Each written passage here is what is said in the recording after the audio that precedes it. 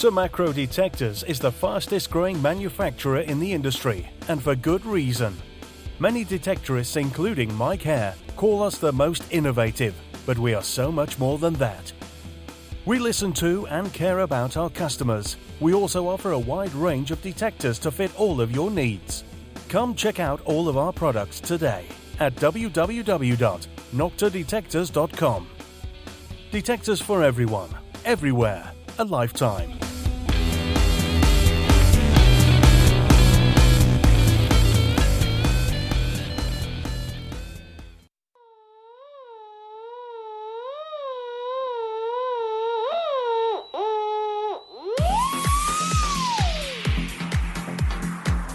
The Archeology and Metal Detecting magazine acts as a hub for information, offering articles from archaeologists, detectorists and other specialists throughout the genre, featuring many links, event info and news articles associated to archaeology and metal detecting.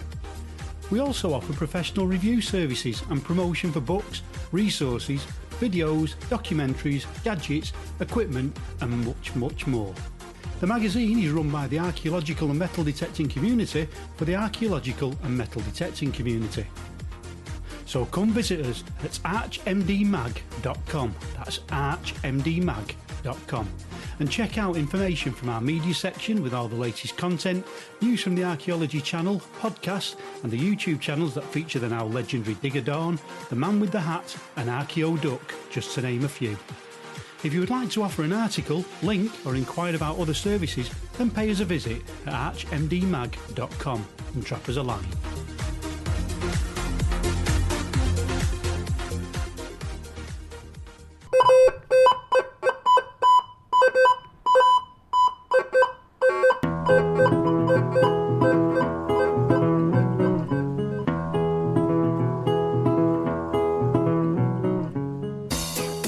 Welcome to the All Metal Mode podcast with your host, Michael Hare. Tune in every Monday night, 8 p.m. Eastern with co-host Gypsy Jules, and every Tuesday night at 8 p.m. Eastern with Matt Hoffman as we talk to guests, discuss metal detectors, equipment, and everything treasure related. Feel free to join in the discussion in the chat room during the show, and please, if you like what you hear, we'd appreciate you taking a moment to hit that like button and share the link with your friends. We hope you enjoy the show. The All Metal Mode podcast starts right now.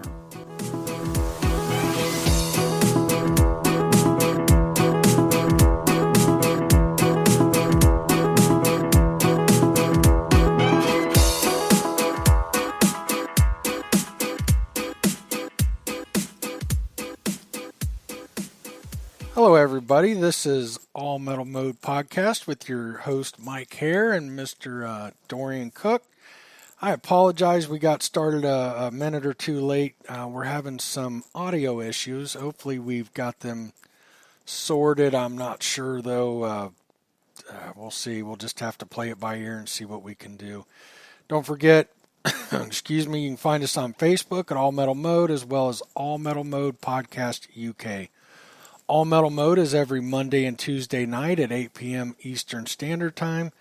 And All Metal Mode UK is every Thursday at 8 p.m. GMT time or 3 p.m. Eastern Standard Time. Don't forget to check out Dirt Digest magazine. The August issue is now available. It's a free online magazine. Check us out at dirtdigestmagazine.com. Please keep in mind we're always looking for articles. You don't have to be a writer. I will help you. You can contact me through mhare@dirtdigestmagazine.com. That's my email. And be more than happy to help you. Of course, you can find me on Facebook as well. And don't forget, we're always looking for submissions every month of good finds, things that you found that you think are worth sharing. You can go out to Dirt Digest Magazine, look for Treasure Room, submit it, and we'll get it in the next issue. Tonight's guest, real legend, Mr. Steve Hershbach. Just a great guy, wealth of knowledge. He's tested a lot of different detectors for the manufacturers. Don't forget to check out detectorprospector.com. That's his where you can find his articles. You can find his awesome forum. And I'll tell you, I haven't been there much lately. I've been so busy, but it's the only forum that I go and look at anymore. So that ought to say something, tell you something. How you guys doing tonight? Doing all right. Doing great, Mike. All right. Hopefully we can get over these audio issues. With any Okay, luck. if you hear, I can hear you. Everything's fine on my end. Same here. Yeah, I've got a thunderstorm going on behind me, so if you hear some rumbles, that's where it's coming from. Okay, no problem. We can deal with that as long as we don't have that horrible feedback anymore. I did adjust the volume. It was volumes a little bit more. I switched to a different. I did a few things while the intro was playing and stuff. So hopefully that'll get us covered. So tonight, Steve's not going to be with us real long. He's got some things to take care of and do. So we're just going to jump right in it. Steve, I'd love to hear about your trip coming up. Oh, the England trip, actually, I had one last year, so that it's actually a follow-up trip. I went to England last year. It was my second trip over to the Colchester area, and man, what a great time. I really wanted to do it right, so I spent 3 weeks over there. I actually booked 2 different trips back to back, so I went from one group to another, and had a fabulous time. Hung out with a lot of great people from around the United States that were all over there, and hunted different fields every single day, and just made fabulous finds. And in particular, my first trip in 2008, it rained almost every day. This trip was just beautiful weather, and that alone made the difference. It was just really pleasant being out there. You know, whether you're finding stuff or not is kind of certainly part of the game. But for me, also being out there when it's not pouring down rain, slogging around in the mud makes a big difference too. So had really the perfect trip. And on top of all that, I made 2 gold finds, which really was just fabulous. One of them was just really nothing of consequence. It was literally a flake of gold. I find more of those here in Nevada than I would, it's not a big deal. It's some sort of a little piece of gold plate, or maybe it's an old gold coin that's just been totally annihilated, but it's just a little, like, 1/8-inch piece of flat gold. The other find, though, was really, really cool because I was really, of course, trying to find a gold coin, and I have yet to find a gold coin, so that was on my bucket list. And I get this nice little low reading, a typical lead reading, because I'm digging gold-type targets, so I'm digging lots of lead over there.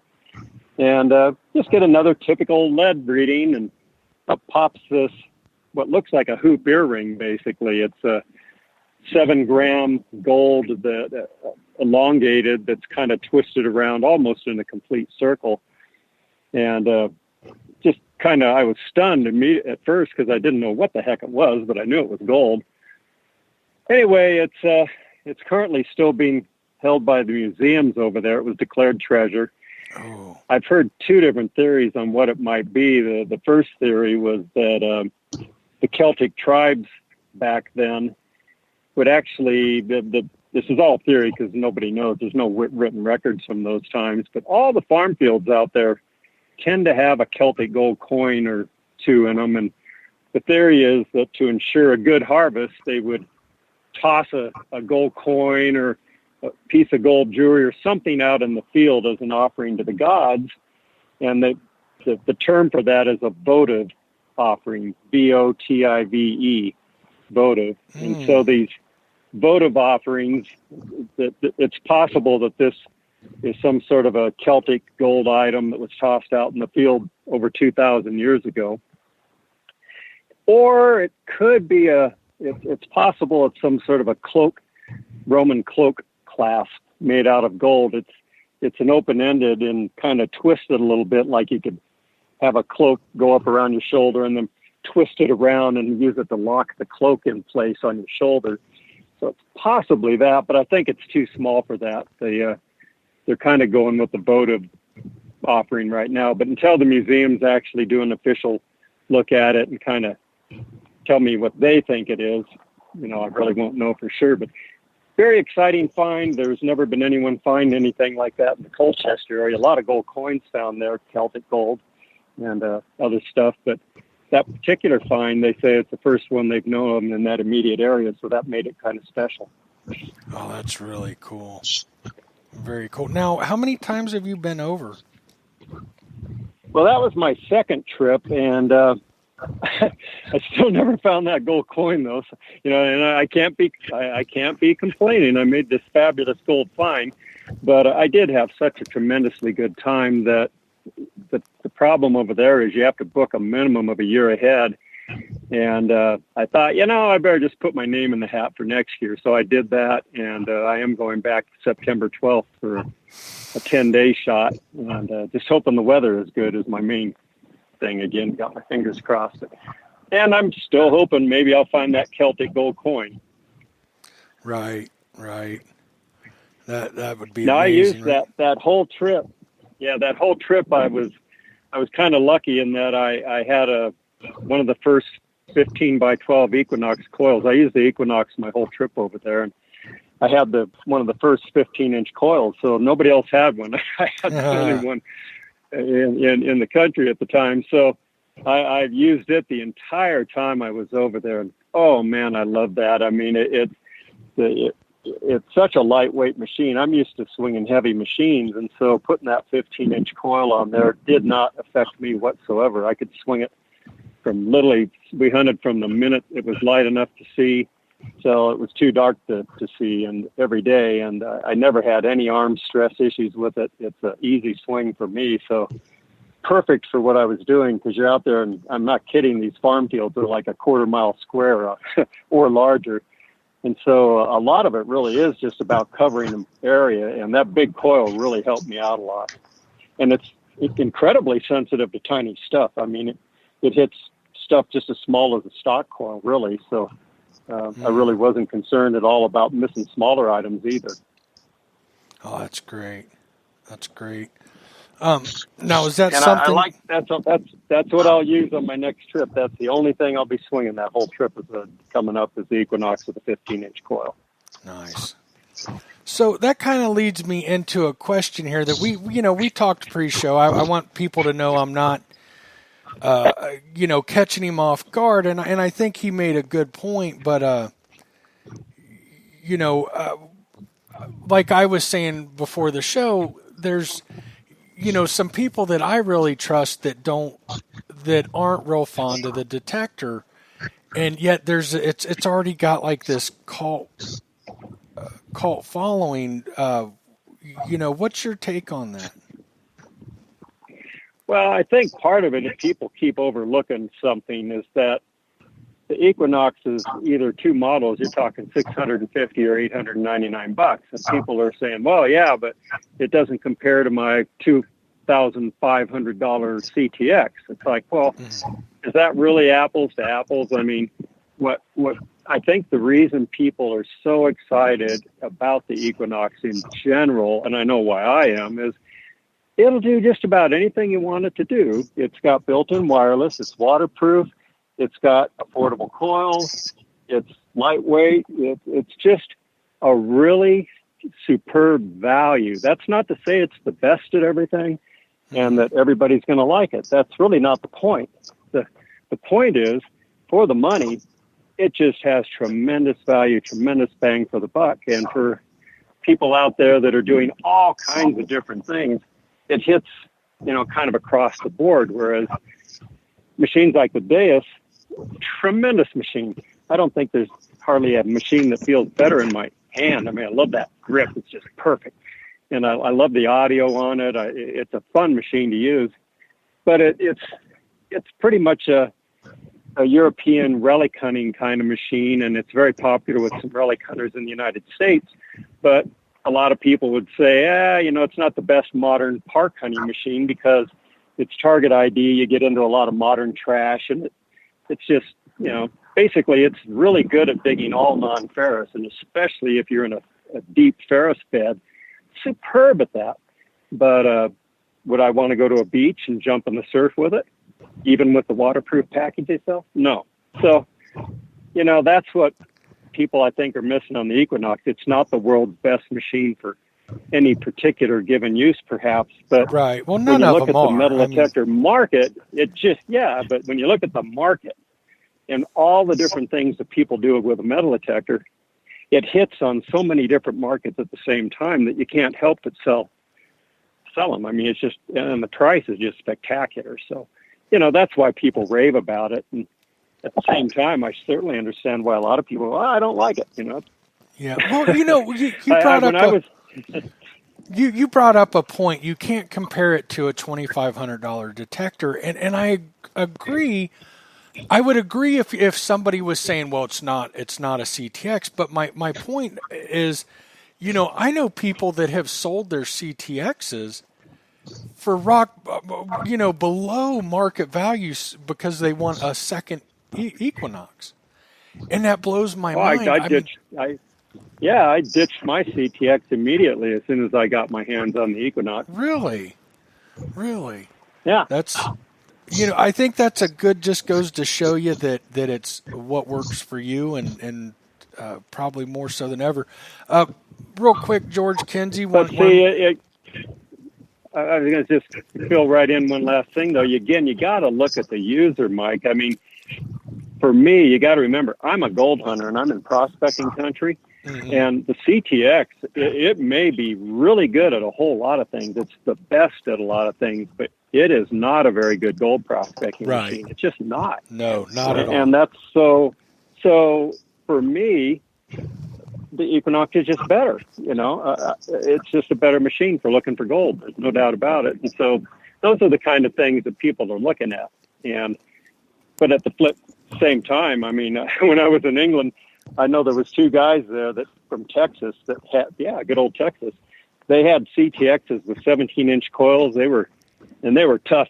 They were a lot younger than I am, man. They were tough guys, and they could get out there. They could swing those 17-inch coils all day long, and they dug stuff like human backhoes.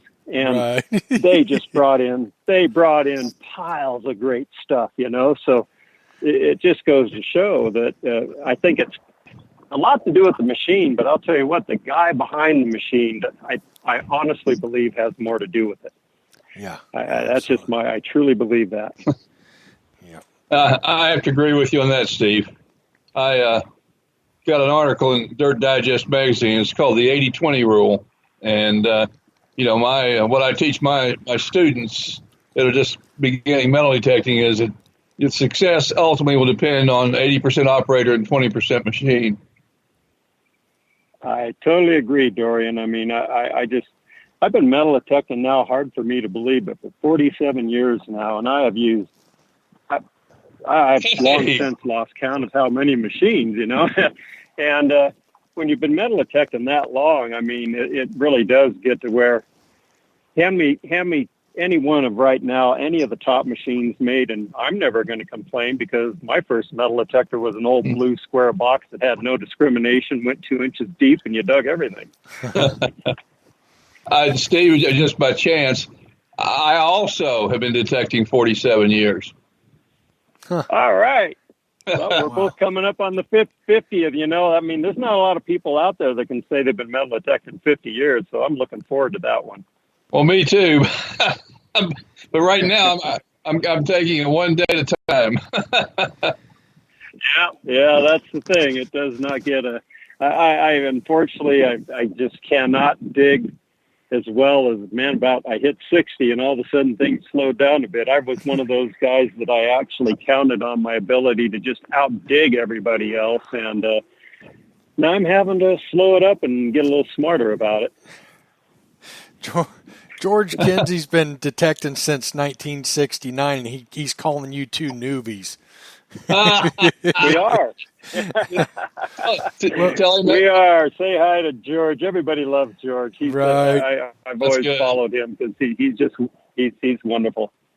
Yes, he is, and he wanted me to tell you hi. And he's absolutely fantastic. We actually got him to call. I got him to let me call him in for a little bit last night, and when you guys were talking about 47 years, I think, wow, I feel like such a newbie at, just over 20 years, but I'll tell you, you guys also make me feel young. So there's that. There's that. Hey, there's nothing wrong with being young, I mean, it's got its advantages big time. Yeah, exactly. So, you know what, since we're on the 800 a little bit, I think we got a little bit off topic. What do you love about it? So is it the versatility? Well, for me, yeah, I mean, my main thing is what I've been after, and I've been after the manufacturers for a long, long time because I've had this idea of what would be, the good multi-purpose machine. And for a guy like me, where it always came into conflict was gold nugget hunting versus in salt water. And typically, if a machine was really good at gold nuggets, you couldn't get it near salt water. It just was going to detect the salt. And so for a person that loved to go to Hawaii, which I love to go to Hawaii and hit the beaches and metal detect in the surf, or want to go out and hit the gold fields, that was always a dilemma. I had to have different machines for that. I just had to have saltwater machines, and I had to have a prospecting machine. Equinox it's the first one that broke that barrier where you can go to Hawaii, jump in the surf with it, do really well. I'm not saying it's the best saltwater machine. It's just really, really good. And then I can go out and prospect with it, and I can run that machine with the best PLF gold prospecting machines out there. So it's that versatility, that ability to do everything and do it in a 2.9 pound package with a built-in rechargeable battery and wireless. And, it's just the whole package that really is the thing about it that got me more excited than anything. I'll tell you one thing I do hear about it quite a bit is where I hear so much talk about it just really excelling is actually on the saltwater beaches. That is one area doing great. Yeah, I'm hearing it's pretty much beating all the competition when it comes to that. I haven't heard much about prospecting. We don't talk to a lot of prospectors, although we'd welcome them. So is it doing good prospecting then? Well, the thing about gold prospectors is they're, like a lot of folks, they can get set in their ways and stuff. And Equinox is different than the other VLF gold prospecting machines, like the Gold Bug 2 and some of the older machines. It is a new digital machine and does act differently and has controls that are foreign to these guys. So personally, I've never pushed it a whole lot as a prospecting machine, even though I know it's extremely capable at it. I mean, I right now, I go out and look for gold with an Equinox, and I've got no issues with finding gold. And I actually think I can out-hunt most people because there's tricks I can do with it that you just can't do with the other machines because they don't even have the controls that this machine's got. So, but, it's not made specifically for gold prospecting. The coils, honestly, are not the best. They really need a 6-inch by 10-inch solid coil cover type coil for gold prospecting, and so far we haven't seen it. So, personally, I'm just not an Equinox salesperson. I'm not trying to sell anyone on it. I don't care if anybody in the world uses it. I got mine, so I'm happy. But I'm more than happy to tell people what I'm doing and how mine works and what I do with it. So I do use it for gold prospecting, and I've got a couple articles online on how to use it for that and tune it for that. You can hit gold down to, when you weigh gold in real small gold, you weigh it the same as gunpowder. You use grain scales. And so weighing in grains, I can hit gold down to 1/10 grain or smaller with an Equinox and a 6-inch coil. And you're talking something that you're going to need a pair of tweezers to pick up. So that's how hot that thing is on those gold. Wow. Steve, have you done any work around the Osceola mining district up there? I have not. It's not very far from Reno here. The gold there is just kind of a beautiful, very dispersed gold that, it's hard to detect. It's not the best gold for a metal detector. And plus, that's all private up in that zone, up in there, a lot of mining claims and stuff. So I just haven't been up in there. But I head out a little farther, about 3 hours out of here. Have you heard of Cumberland Mountain up near Osceola? No, I can't say I have. Yeah, it's. I was up there last summer, trying to help a prospector locate a vein. It was quite a trip. Love your country up there. I could live out there.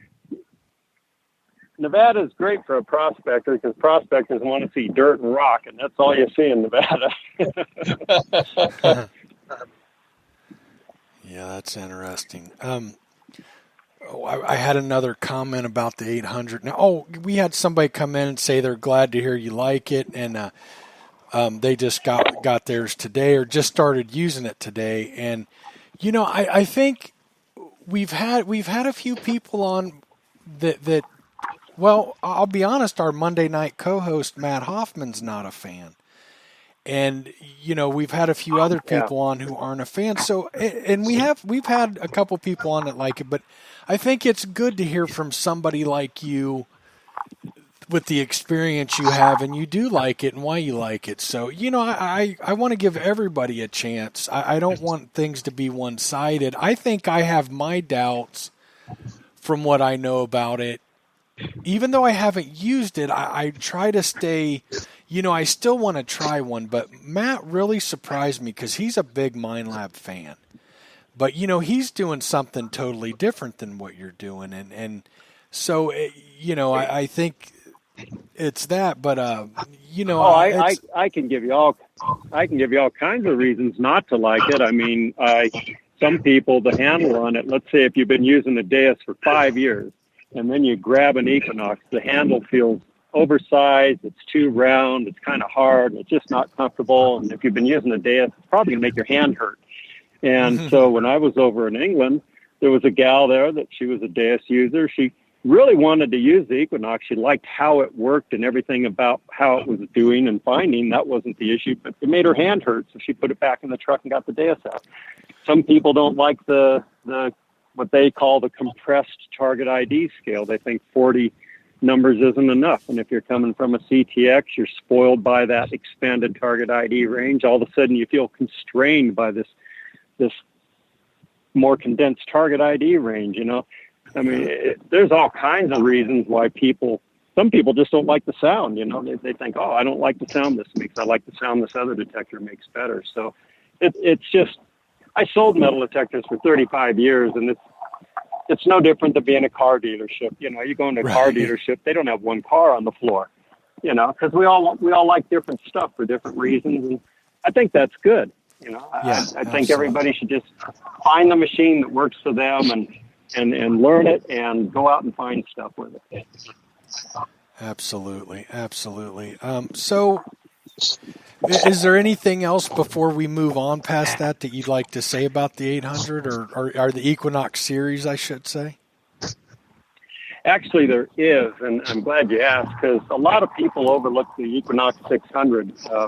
Part of the funny thing is, since both of them are so inexpensive, it is real easy just to say, well, okay, skip the 600. I'm going straight to the 800 because I want to make sure I got all the bells and whistles and stuff. But they are actually both the same metal detector.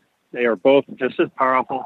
They both will detect the same objects. It's just that you have less customization options on the 600, and you don't have the gold mode. So a lot of people go, I want a gold prospect. Well, an interesting discussion came up recently, and I didn't realize the extent to which people get fixated on these modes. You've got a coin mode, and you've got a field mode, and you've got a beach mode, and you've got a gold mode.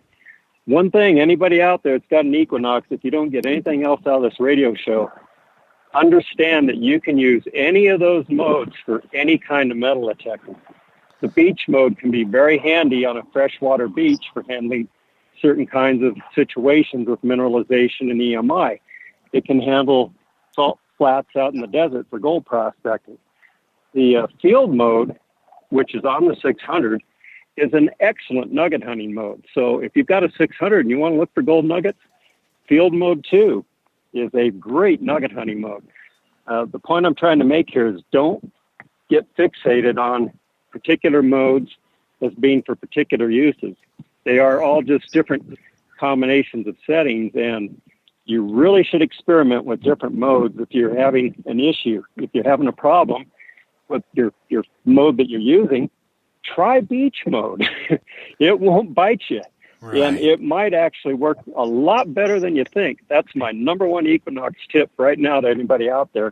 Those different modes are far more versatile than people think. Mm-hmm.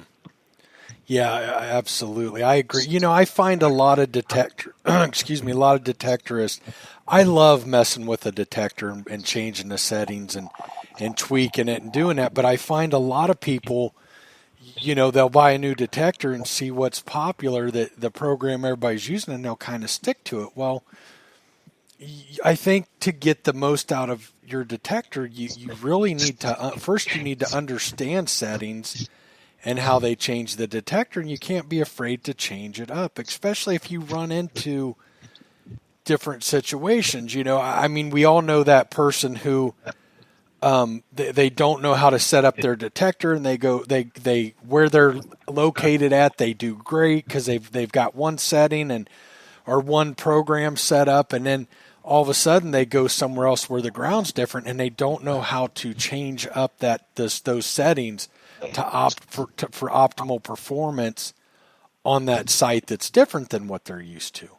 So I think it's a big problem on the internet where people that really don't understand the metal detecting very much, especially if they're new to it, and they just want somebody to tell them the magic setting.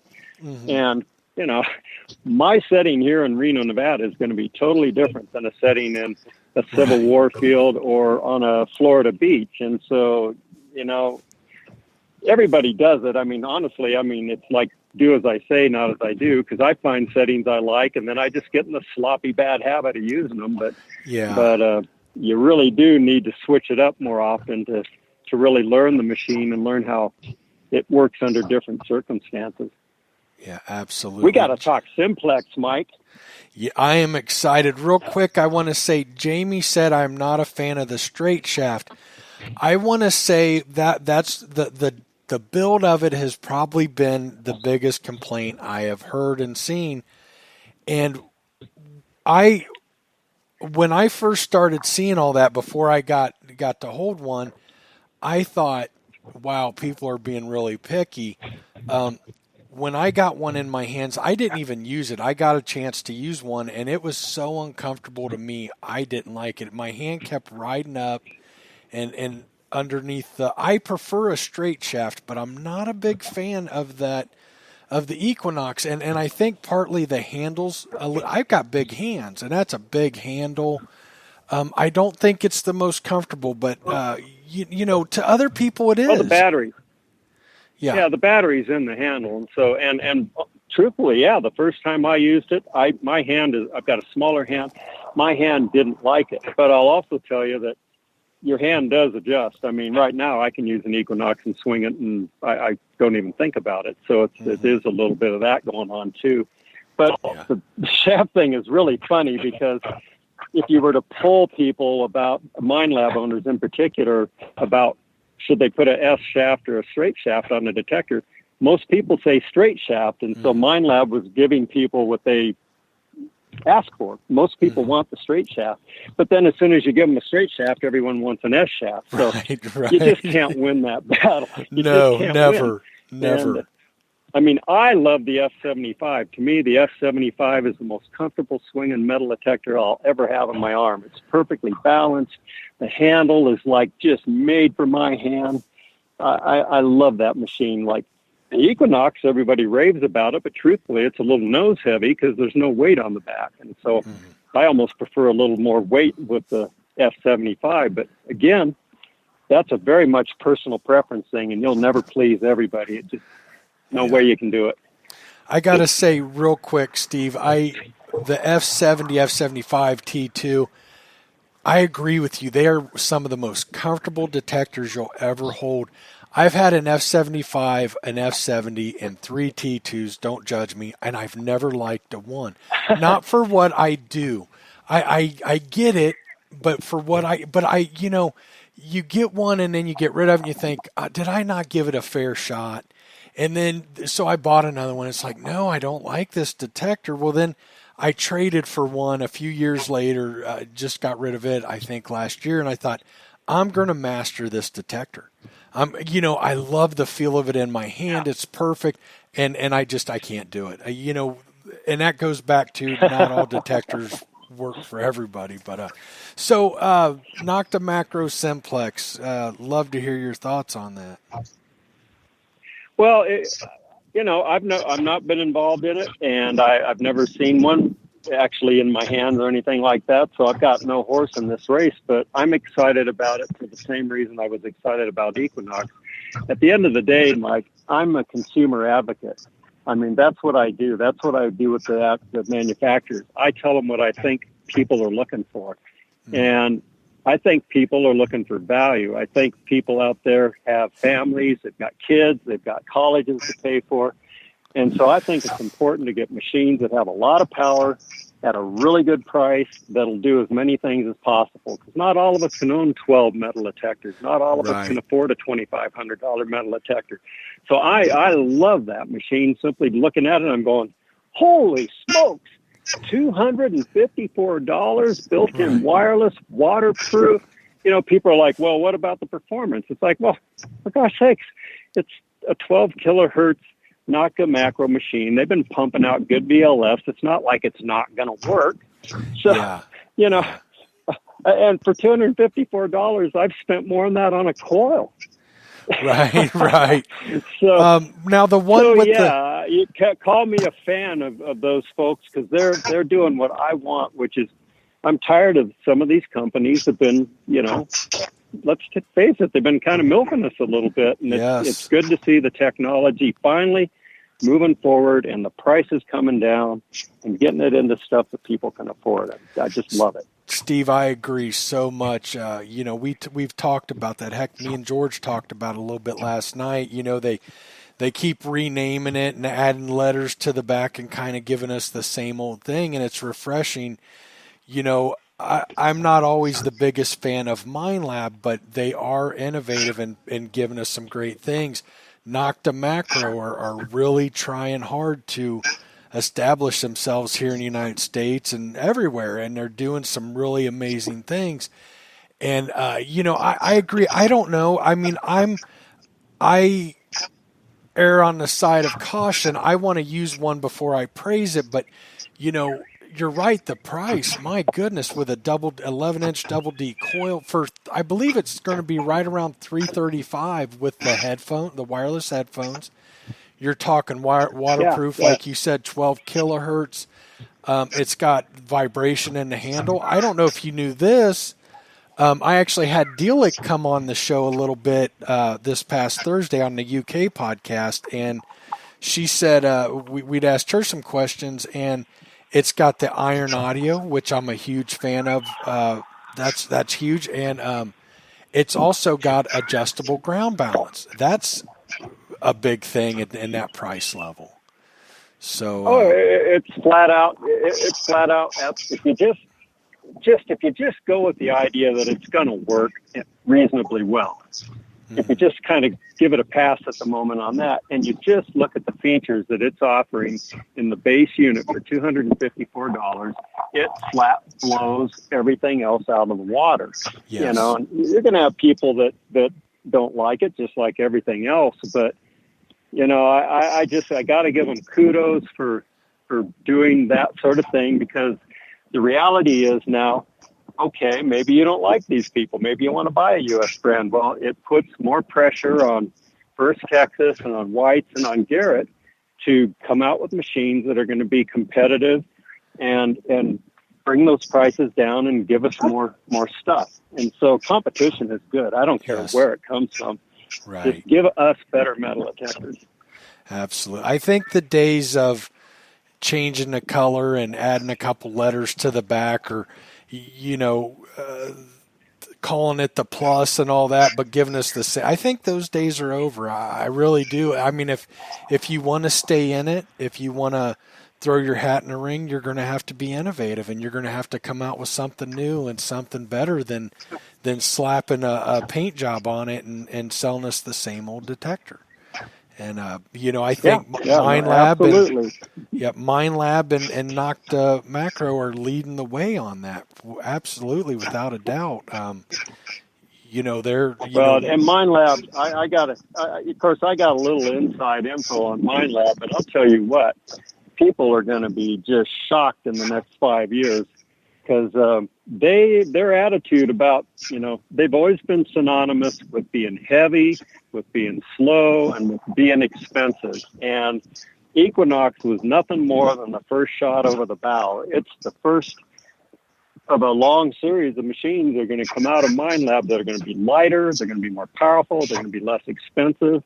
They're on a full court press, and so anybody that ignores that is going to get completely steamrolled. Mm-hmm. I thought when they come out with the CTX, although I liked it, some things about it, I personally felt like it was headed in the wrong direction. The AT Pro come out and, for what that is in that price range, that is a heck of a detector. And absolutely, I think Garrett I really do. I think, you're talking about it doesn't matter where it came from and everything else. I think Garrett started the trend of, whoa, we better come out with better at cheaper here, and MindLab. You're absolutely right, Mike. Yeah, they come out with You're that $2,500 detector, and I would bet it didn't do nearly as good as the E-Track did. I would guess. I don't know that. But they've sold so many CTXs you would not believe it. It's a really popular machine, and it's that's all I can tell you is that it has certainly not been a loser to MindLab by any.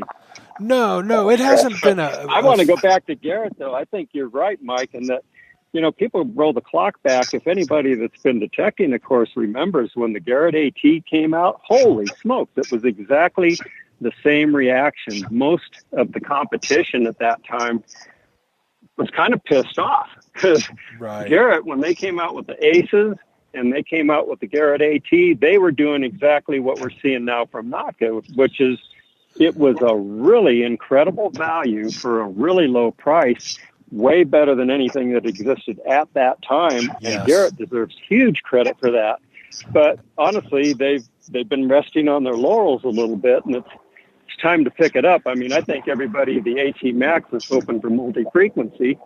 And so where is it? Where is that multi-frequency machine from Garrett? We're all still waiting for it. And why is the GTI 2500 still the flagship, for gosh sakes? Oh, I know. Nobody knows.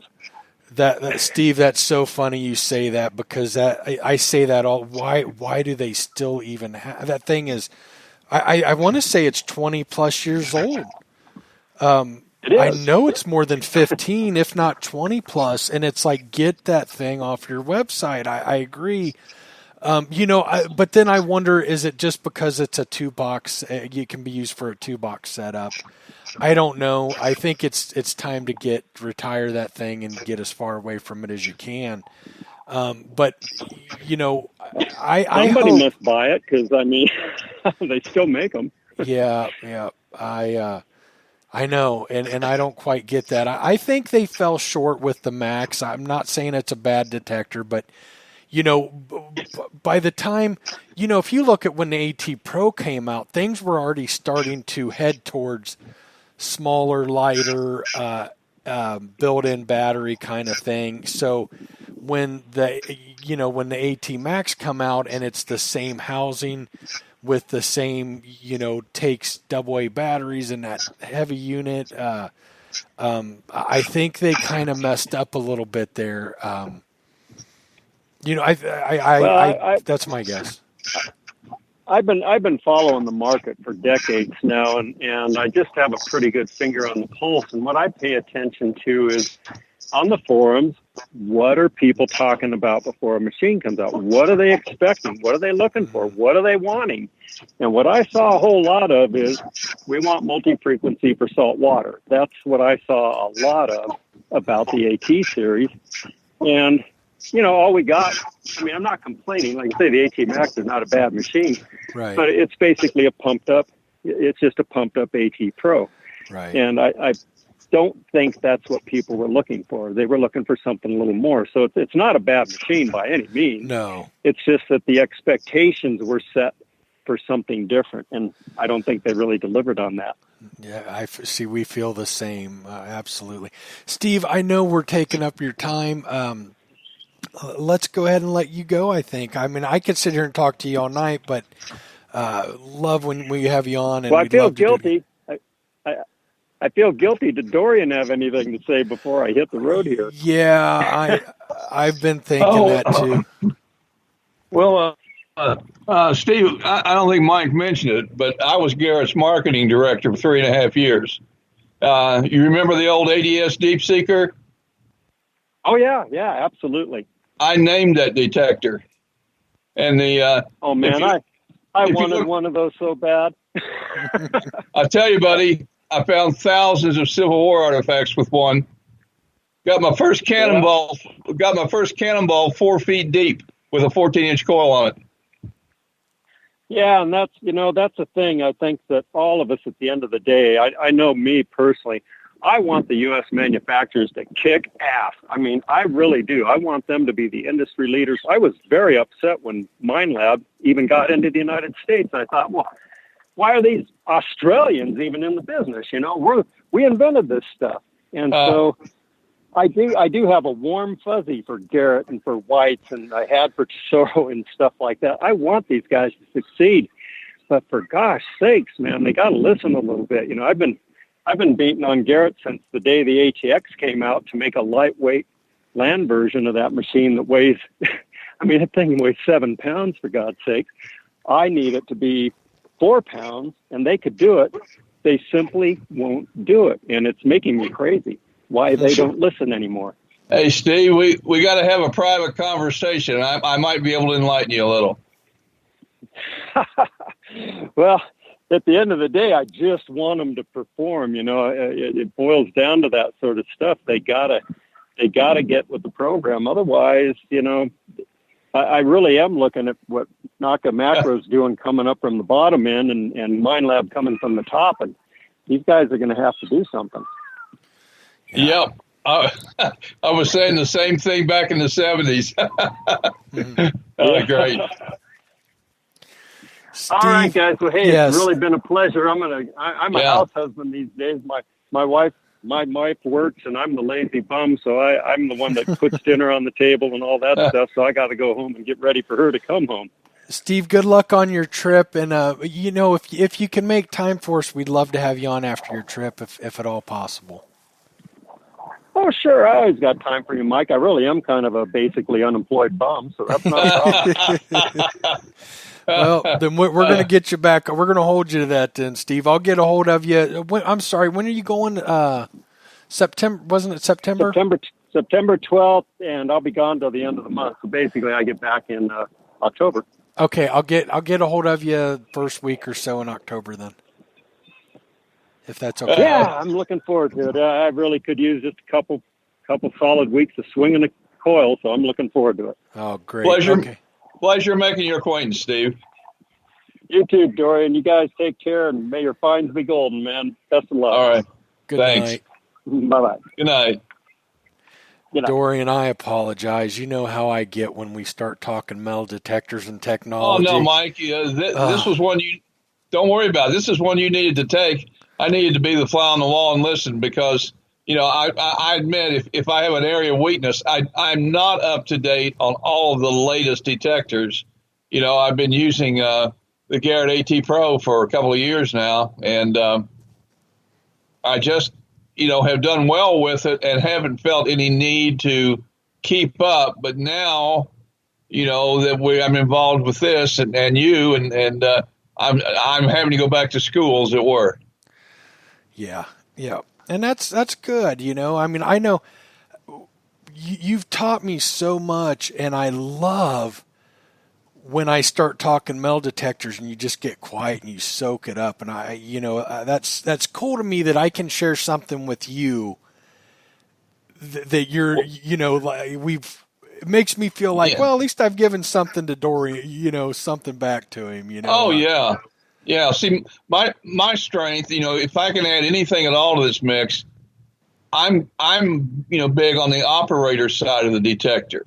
And, you guys are really into the detectors themselves and the technical capabilities and this type of thing. And, so like I said, I'm like a sponge. I'm soaking up everything you guys are saying. And so I know more than I did. And I'm grateful. Yeah, that's good. I'm glad. Yeah.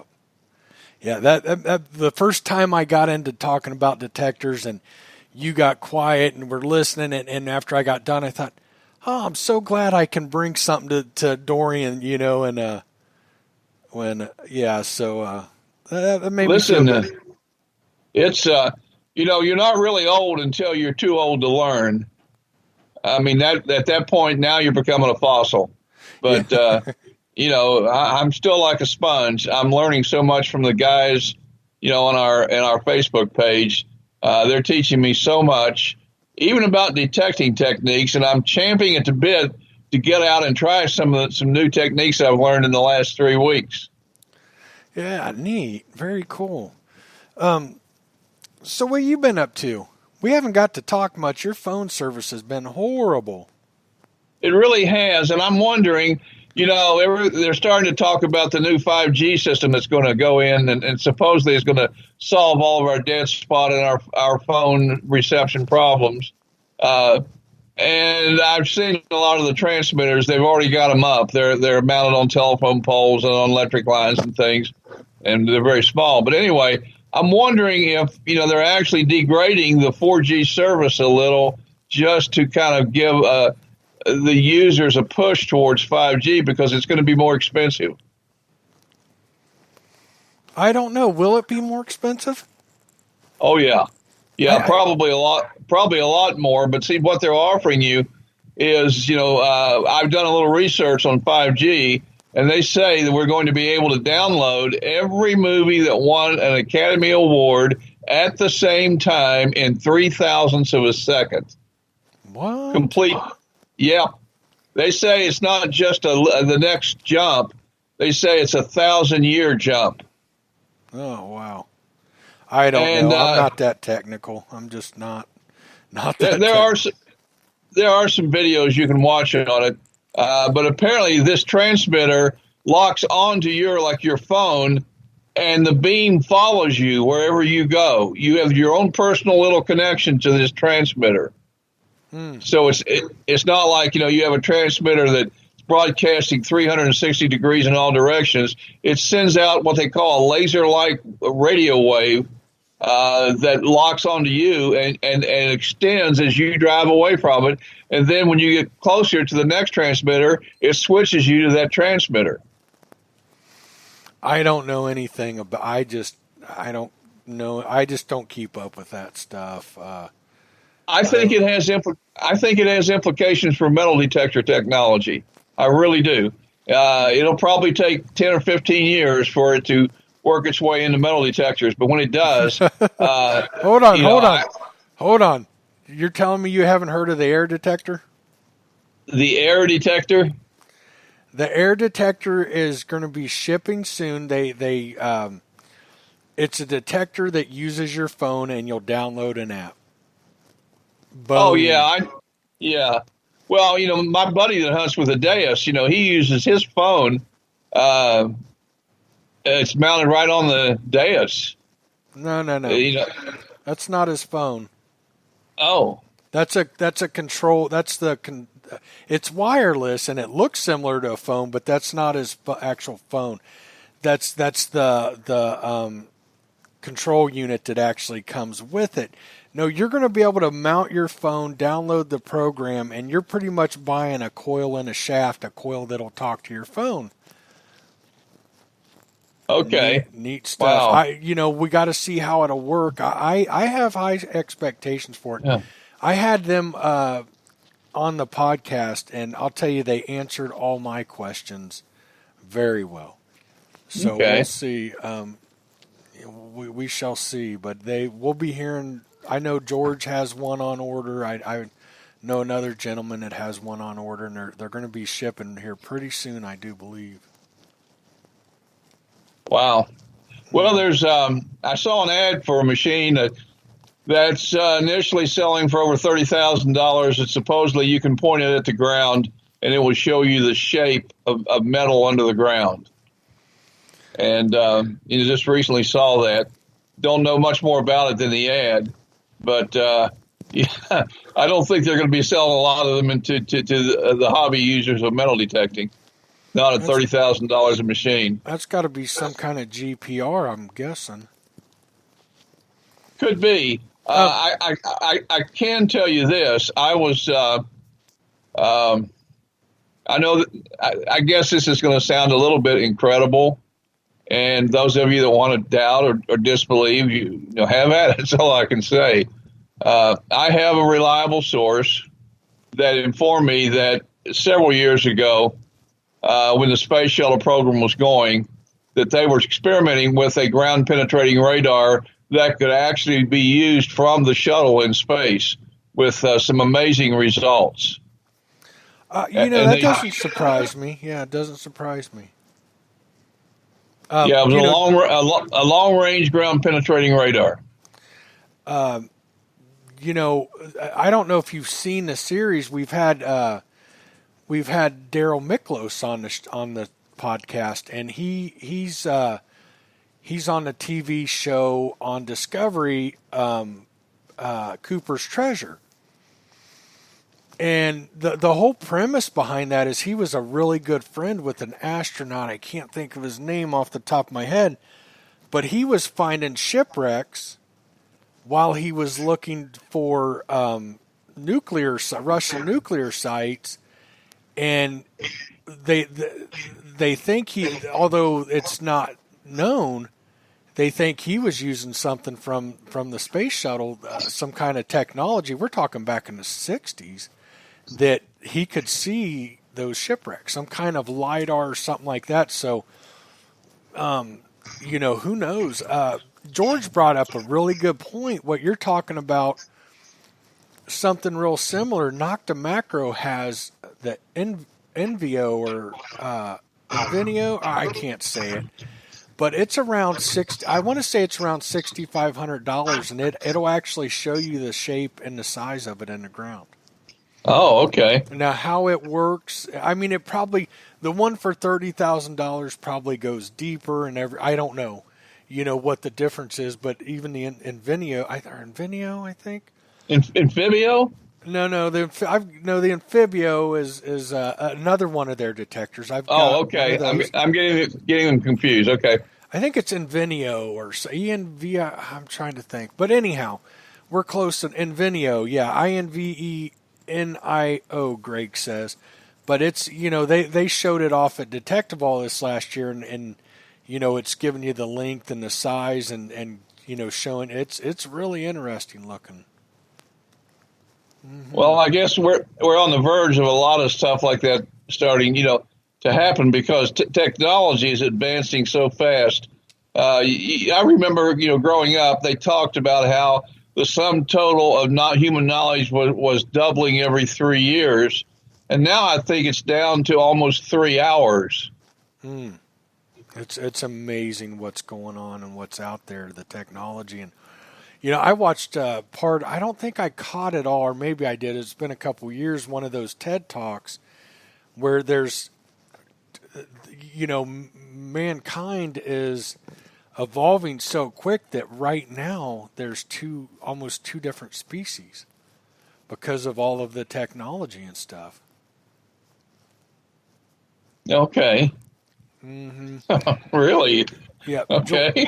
I'm sorry, George. George said Dorian will have to give up his bow-handled Nautilus. You've never had a Nautilus, have you? I never had a Nautilus. Mm-hmm. I hunted with guys who did, but I pretty well managed to keep up with them with the Garrett Deep Seeker.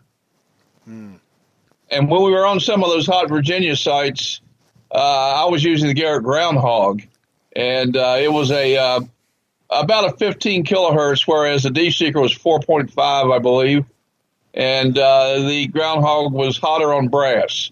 So it was the button hunter for us Garrett users. And then the Deep Seeker was for anything else, deep iron, shells, anything like that. Yeah. Treasures. George wants to know if you know Jimmy Wilson. I'm sorry, I do not. Hey, George, something you might want to do. Dorian started, honestly, the best group I've seen for Civil War stuff. For everything. Like his group, it's what is it, Dorian? You say it. We dig the Civil War headquarters. He's got some old timers in there, some good people with a lot of knowledge, but they're sharing stories, and it's not just people going in there showing their finds and there's nothing. It would remind you more of like a forum, but even better because there's a lot of stuff getting posted, big articles and how-to and stories about Civil War people. He's asking if you know Buddy Indus. I'm sorry, again, I do not. George, he lived in Texas for a long time, did a lot of his stuff out of Texas. I know you were in Arkansas and Tennessee and where else? Well, as far as my Civil War relic hunting, Mike, I worked 22 different states. So pretty much 22 of the Civil War states. And, I would say the farthest east was New Hampshire. Okay. So, and then all the southern states, and some Missouri, Michigan, places like that.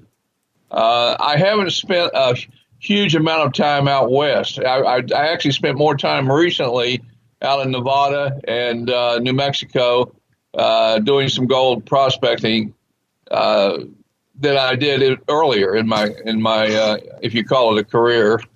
Right. Whatever you call 47 years, it just seems like it trivializes it a little to say my hobby. It's more like a passion than a hobby, I guess. Yeah, I would agree with that. I agree. It's hard for me to say, my 20 years in the hobby because it's been so much more than that to me. And George worked northern and central Virginia. George, although he, I don't mean this negative towards anybody, but most of the guys that have been doing it that long, people, are kind of not up with technology and stuff. George, although he's made some incredible finds, I always describe him as he's kind of the technical guru on metal detectors. He's got stuff right now that I'm sure I've not even, and I'm pretty up on it. I love what's going on overseas and everything else, and he's got stuff that I've never heard of. He's always getting new detectors and trying new detectors, and that's where his real passion is, although some of his finds are just incredible.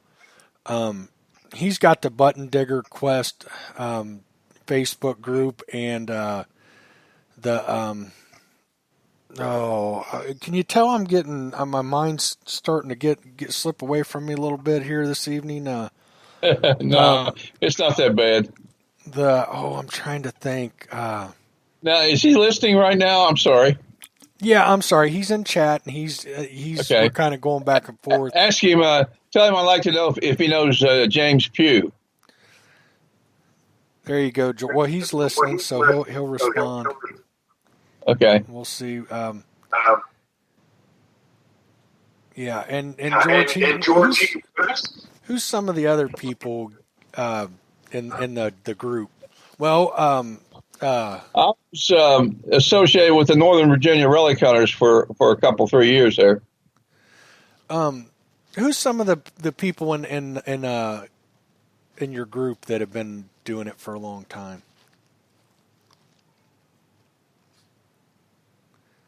Dorian. Oh, I'm sorry. Yeah. We've got Keith Wills, we got James Pugh, we got Ronnie Heyer, we've got Dennis Wynn, we got Lee Sanzo. All these guys are, if you put together the top 25 relic hunters in the United States, these guys would certainly be candidates for probably the top 10. Yeah. Their collections are just fabulous. And then we have some guys whose names are not that well known, and they have collections that just make your jaw hit the floor when when they post the pictures of what they found.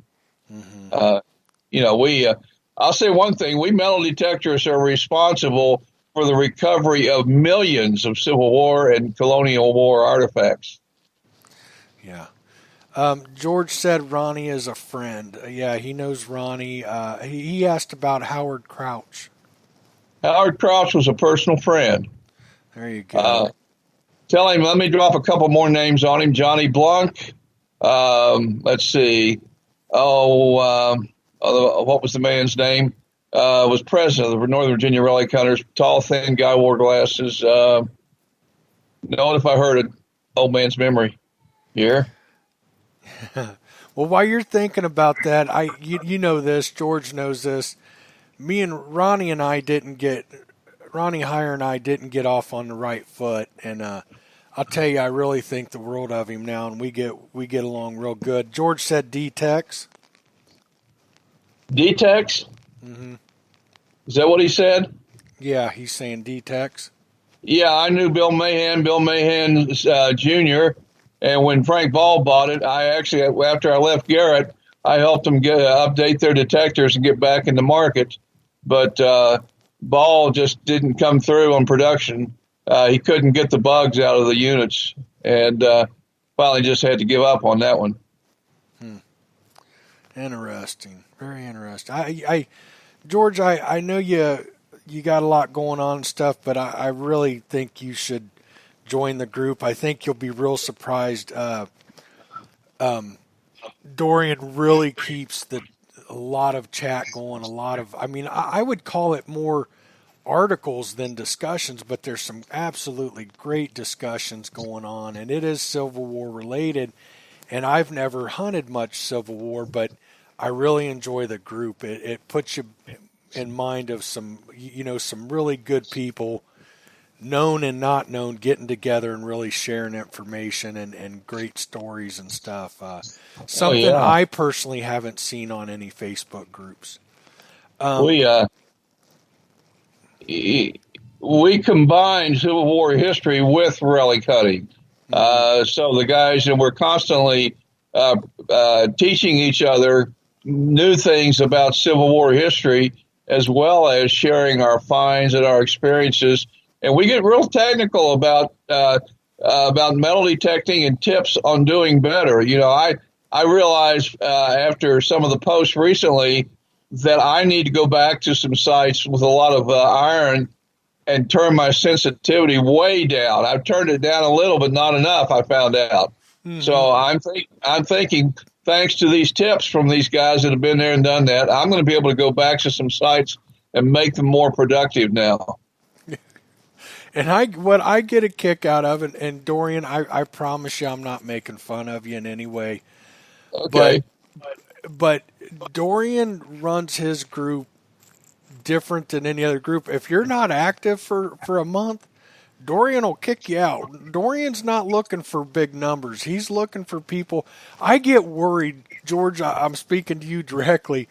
I get worried because I'll get busy and I'm not getting on Facebook, or if I do, it's to, I need to be on there to post something or do something real quick, and then I'm off and I'm like, oh, I got to go. I got to go to Dorian's site so I don't get kicked off, because he'll do it, man. He'll kick you right off if you're not active. And I like that. He keeps the numbers low, but what's going on is a really good core group of people that share and discuss some great things. He's saying Ron Blevins, Stan Phillips, John Jackson, all friends. Okay. Reed McKee, Mason McKee. I've hunted with Reed McKee. Let's see. Stan Phillips did not know personally. Pete George is a very close personal friend. Hunted with Tom Dickey, slept in his relic room. And in fact, I slept by a gas heater with a 9-inch mortar ball that was oozing nitrates. It was so hot from the gas heater. And I wondered if I would still be there in the morning. That's funny. Yeah, George is. I hope we can get George to join, and he's wealth of information. Been Civil War hunting, and he's done a lot. He's done it all. I would assume. Hey, Mike, let me, if I can add one little thing. When you're telling everybody I'm kicking everybody out, anybody who wants to get back in and says, you know what, I really want to participate more than I did, we'll give them a second chance. We're not trying to kick people out, we're trying to make a point that, hey, this site is for people who are passionate about what they do, not just, ho-hum, found this today. Yeah. Which you get with all the other groups for the most part. It's a place to show off your finds, and that's it. There's no, I've learned a lot, although I'm not a Civil War guy. I mean, not if I was in the area for more Civil War, of course I would love to, but I've learned so much from that group. There's some really knowledgeable people in there, and a lot of great stuff going back and forth. So Mike, I don't know if you've had time in the last couple of days, but if you go on, you're going to see a picture of a pan full of gold that came from the streams and rivers in South Carolina. And that was posted by Jim Pugh.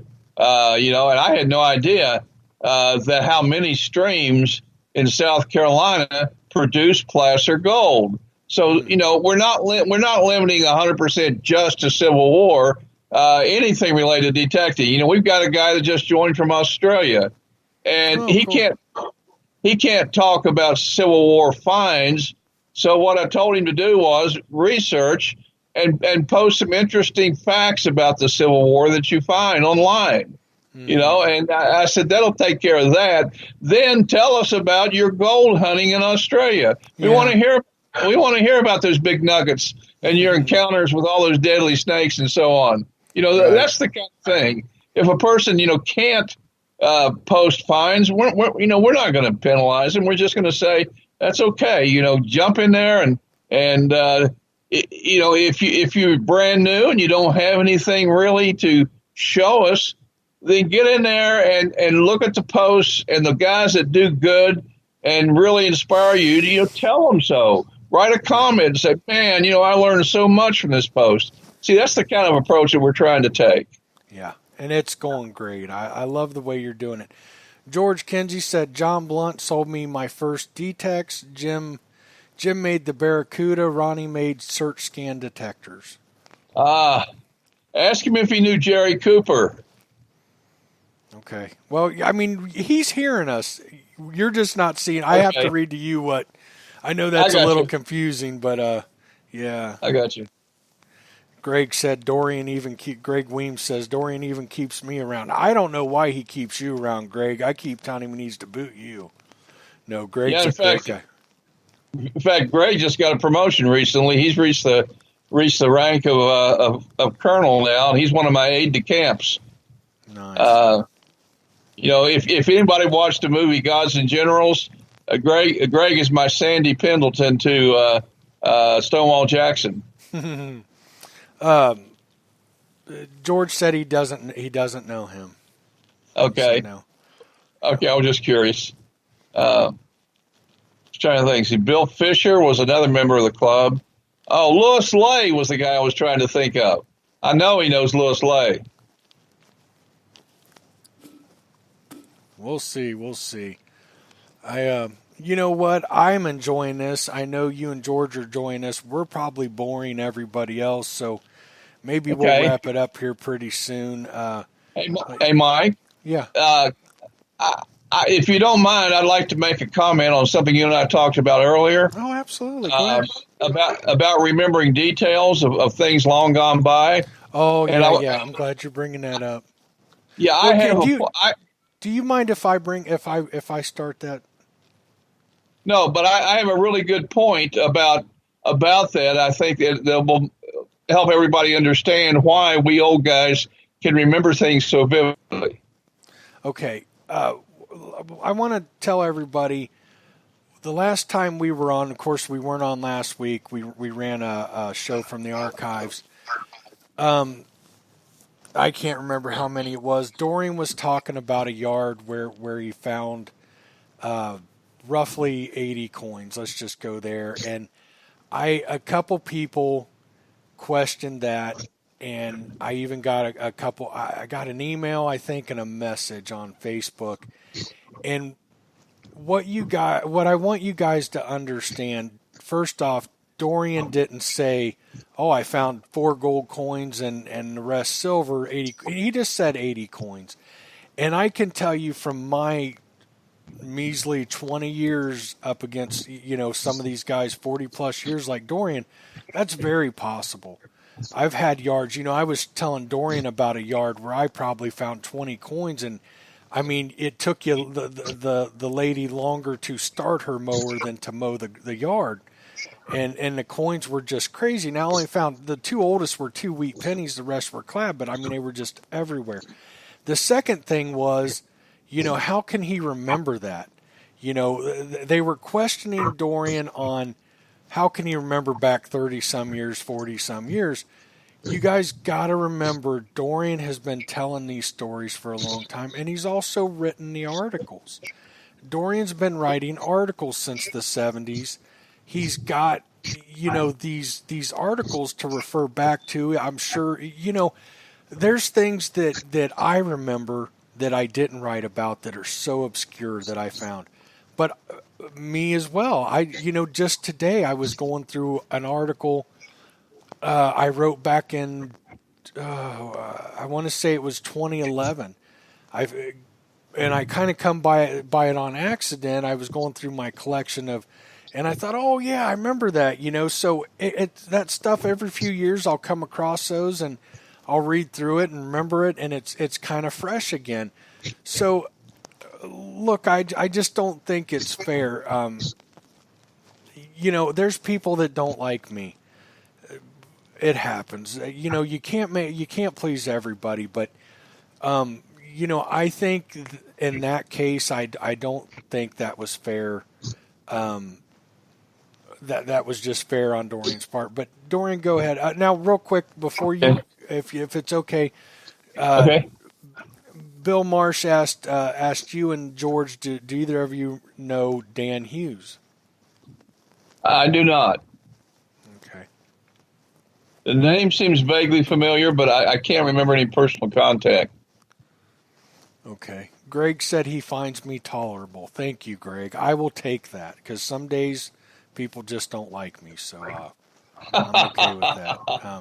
But I'm sorry, George. Dorian, what were you going to say on that? Okay. Most of you out there have probably heard the suggestion to talk to people in old folks' homes to get leads, about because they live so long and they remember places that are long gone. And we do that routinely, right? And we don't, say, well, no, you don't want to go to the old folks home. Most people got Alzheimer's, dementia, and, they can't remember anything, And you know what? The truth is, they may not be able to remember where they put their glasses 20 minutes ago. But as you get older, I heard this as a younger man, and I now am living it. As you get older, many of your older memories become very, very vivid, and all the details come flooding back in your mind. This is why that old people are such a great resource for past history of a particular area. Mm-hmm. And that's the point I wanted to make. And that's why, I'll be 72 in September, and I find that I'm starting to have better and better recall of events long past and have problems remembering, where did I put my car keys? Yeah, right. Anyway, I just wanted to say that in self-defense and tell you, don't write off old people's memories because their older memories get more vivid as a general rule. Mm. I used to talk to a gentleman that was in his early 90s, and he told me all about the trolley system that used to run in Dayton, where it ran from, how he used to go down as a little kid. He delivered newspapers, and he'd go meet his mom at the trolley when she got off of work coming from Middletown. He told me about his German Shepherd, the name of his dog, his wag. I mean, this guy could recount things that blew my mind at early. I want to say he was 92, 93. Yeah. So, I get that 100%. But, I also know that you've written, just untold amount of articles over the years, and I am sure that you reference those from time to time, or, and we also tell, there's, another thing is we hold on to those stories we keep telling, and you keep telling that story because it was something to you back then. Wow, I went and found 38 more coins out of that.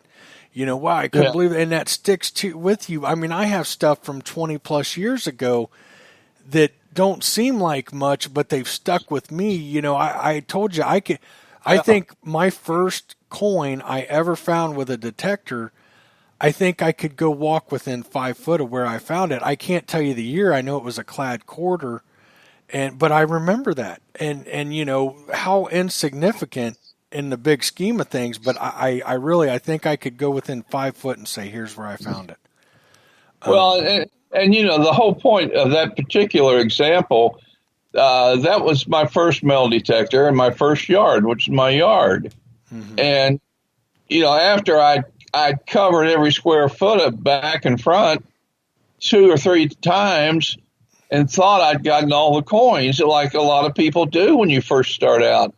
And when I came back after 100 hours of experience and discovered that I'd missed everything below 3 or 4 inches, there was a whole layer of coins between 4 and 6 inches, and I hadn't learned how to, back in those days, the deep signals were very faint on the detectors. Mm-hmm. The signals were not boosted by the electronics. So you had to have good ears, and I was not recognizing the deep coin signals. And I was shocked when I dug another 42 coins out of that yard. Now, why were all those coins in the yard? Because it'd been a rental property since the 40s. And frankly, rental properties are great places to hunt coins. 2 streets away, I got 273 coins out of 1 yard, including an entire roll of buffalo nickels in one spot. Mm-hmm. And then right across the street, between the sidewalk and the little narrow grass strip on the corner, there was a reddish concrete post, kind of like an obelisk, if you know what an obelisk is shaped like. Mm-hmm. And it had in white, faded on the sides, bus stop. Well, the buses had long stopped running in that area. But I went over there just by chance. I thought, well, maybe somebody lost a few coins around that. And I found 32 silver dimes. Mm-hmm. And those things happened, and they were memorable to me, and they've stuck in my memory all these years, so. No, I get that. Yeah. I mean, I can't say my mind really works quite as good as yours like that, but, I have finds that, my first quarter, I haven't been back on that property in well over 15 years, maybe longer. It'd be longer, and I could go right to that property and walk right up to it, and I guarantee within, feet, I could show you where I found that first who cares clad quarter. Things like that. I don't remember the date. I don't, but I do remember that. And Greg said him and a few friends pulled out over 200 coins on a local permission house site. Yeah, it happens. I mean, does it happen all the time? No, but what I would say to the people that question some of that stuff, you got to remember Dorian wrote the articles. It's things that stick out to him, and I didn't question it one bit because I know from my own experience, I've got articles I can refer back to. I've got, these weird things in my head that have stuck out 20 plus years that I can recall about metal detecting. They were memorable to me. So, and you know what? Listen, I don't mean this as a big personal self-defense or that I'm all tore up because somebody didn't believe that I found those coins. I'm saying this to your mass audience. I'm saying don't discount leads that you get from old people. They are a fantastic source of historical leads. Absolutely. On the areas that they grew up and lived in. That's my main point here. Yeah, I agree. I prefer talking to older people and hanging out with older people. I'll be honest with you. They're just, old people usually, it's easy to start a conversation with them. They'll talk to you, and you get them into history, and they love recounting the old days and growing up and stuff. And I love that myself. If it was up to me, everybody I hung out with would be 70 plus, probably. Maybe Greg. I might hang out with Greg. I don't know. He's all right, but you might be able to tolerate him. Yeah, I might be able to tolerate. No, I like old Greg, but I do. I really like hanging out with the older people and talking to them because it's just so full of information. Like you're so willing to share such valuable information, and I've learned a ton from you. I've learned a lot from people you've put me in touch with, and it's been just a great experience. So absolutely. Dorian, I'm ready to wrap it up if you are. I was on last night's show too, and I got Thursday's show, and I like spending a little time with family, with Steph. She's got to work tomorrow, and if that's okay. Or did I lose you? I'm here. Oh, there you are. We're going to need you for another 2 or 3 hours. I'm sorry, you just can't go be with your family. Yeah. Sure. Yeah. Let's wrap it up. I haven't eaten dinner, and it's getting late, and my stomach was been a little funny. So let's wrap it up. But Dorian, it's always a pleasure, and I'll talk to you soon. It's a good show, and you had a great guest, and I learned a lot just listening to him. I hope to be able to sit down with him sometime and really pick his brain. He's a smart one when it comes to detectors. That is for sure. Very smart guy. Okay. Good night, All everybody. right. Thanks for tuning in. Good night. Good night, everybody. All right. Thanks for joining us.